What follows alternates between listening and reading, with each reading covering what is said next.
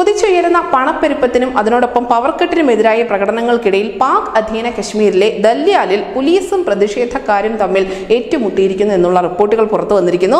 മിർപൂർ ജില്ലയിലെ ഏറ്റുമുട്ടലിൽ നിരവധി പ്രക്ഷോഭക്കാർക്കാണ് പരിക്കേറ്റിട്ടുള്ളത്. മാത്രമല്ല മിർപൂരിൽ സ്കൂൾ വിദ്യാർത്ഥികൾക്ക് നേരെ കണ്ണീർവാതക ഷെൽ ഉൾപ്പെടെ പോലീസ് പ്രയോഗിച്ചതായി എന്നുള്ള വിമർശനം കൂടി ഉയർന്നു വരുന്നുണ്ട്. നിലവിൽ ഇവിടെ നിരോധനാജ്ഞ പ്രഖ്യാപിച്ചിട്ടുണ്ട്. മുസാഫിർബാദിൽ ഇന്ന് ഒരു ലോങ് മാർച്ച് സംഘടിപ്പിക്കാനിരിക്കുകയാണ് പ്രതിഷേധക്കാർ. യുണൈറ്റഡ് കാശ്മീർ പീപ്പിൾസ് നാഷണൽ പാർട്ടിയാണ് ഈ പ്രക്ഷോഭങ്ങൾക്കൊക്കെയും നേതൃത്വം നൽകുന്നത്. പ്രകൃതി വിഭവങ്ങളൊക്കെയും ഈ പാക് അധീന കശ്മീരിൽ ഏറെക്കുറെ ചൂഷണം ചെയ്യപ്പെട്ട് ഇല്ലാത്ത അവസ്ഥയിൽ തന്നെയാണുള്ളത്. ഇതിനെതിരെ മുൻപ് തന്നെ വലിയ രീതിയിലുള്ള വിമത ശബ്ദങ്ങൾ ഉയർന്നു വന്നിരുന്നുവെങ്കിൽ പോലും അതൊന്നും മുഖ്യധാരയിലേക്ക് എത്തിപ്പെട്ടിരുന്നില്ല.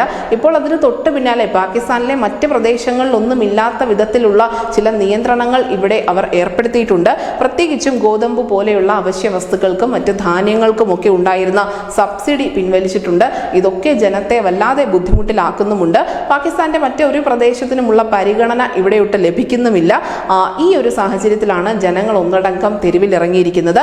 എന്തായാലും POKയിലെ ഏറ്റവും മോശമായ ഈ ഒരു സാഹചര്യം പരിഹരിക്കുന്നതിന് വേണ്ടി UN-ന്റെയും മനുഷ്യാവകാശ സംഘടനകളുടെയും ഒക്കെ അടിയന്തരമായ ഇടപെടൽ ഉണ്ടാകണമെന്നുകൂടി പ്രക്ഷോഭക്കാർ ആവശ്യപ്പെടുന്നുണ്ട്. ഇന്ത്യൻ ഉപഭൂഖണ്ഡത്തിന്റെ വിഭജനം മുതൽ തന്നെ ഇപ്പോഴത്തെ ഈ POK എന്ന് പറയുന്നത് ഇന്ത്യയും പാകിസ്ഥാനും തമ്മിലുള്ള പ്രധാനപ്പെട്ട തർക്ക വിഷയങ്ങളിൽ ഒന്നാണ്. നമുക്കറിയാം, ഏതാനും നാളുകൾക്ക് മുൻപാണ് നമ്മുടെ കേന്ദ്ര പ്രതിരോധ മന്ത്രി രാജ്നാഥ് സിംഗ് ഇത് സംബന്ധിച്ചുള്ള ഒരു സുപ്രധാന പരാമർശം നടത്തിയത്. ഇന്ത്യ ഒരു നീക്കവും നടത്താതെ തന്നെ പാക് അധീന കശ്മീർ ഇന്ത്യയുടെ ഭാഗമാകും എന്നായിരുന്നു അദ്ദേഹത്തിന്റെ പ്രസ്താവന. എന്തായാലും ജനങ്ങളിൽ ഭൂരിഭാഗം പേരും ആഗ്രഹിക്കുന്നതും അതുതന്നെയാണ്. എങ്ങനെയെങ്കിലും ഇന്ത്യയുടെ ഭാഗമാകണം എന്ന് ആഗ്രഹിക്കുന്ന നിരവധി ജനങ്ങൾ പാർക്കുന്ന ഒരു പ്രദേശം കൂടിയാണിത്.